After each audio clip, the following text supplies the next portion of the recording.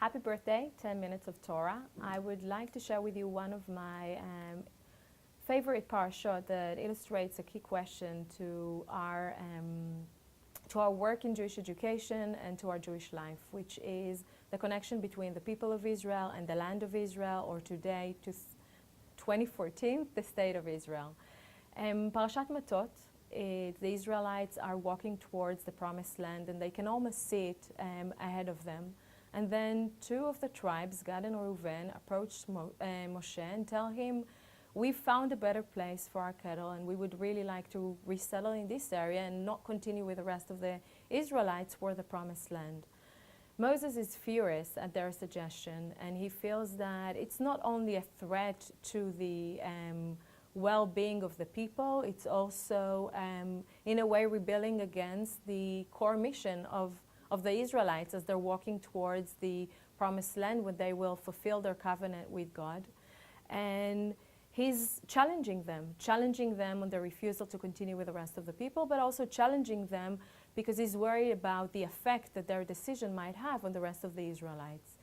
And they think about it, and they come up with a different solution that doesn't completely comply with Moses' expectation, but offers some kind of reconciling of these two extreme expectations.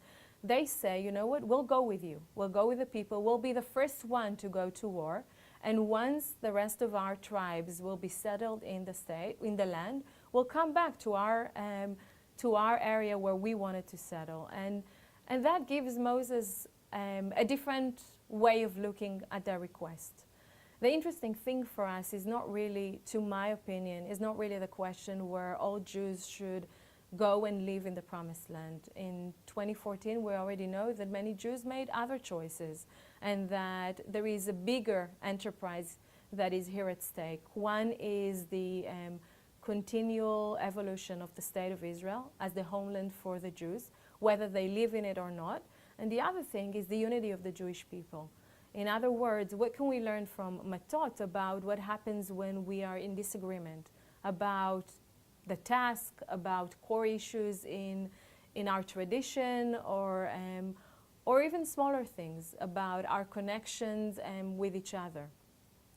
What I would like to suggest is that Moses, with his empathy, and the tribes with their proactiveness and their creativity, the one that they find that helps them find a solution that really listens to Moses, just like they hope that Moses will listen to them.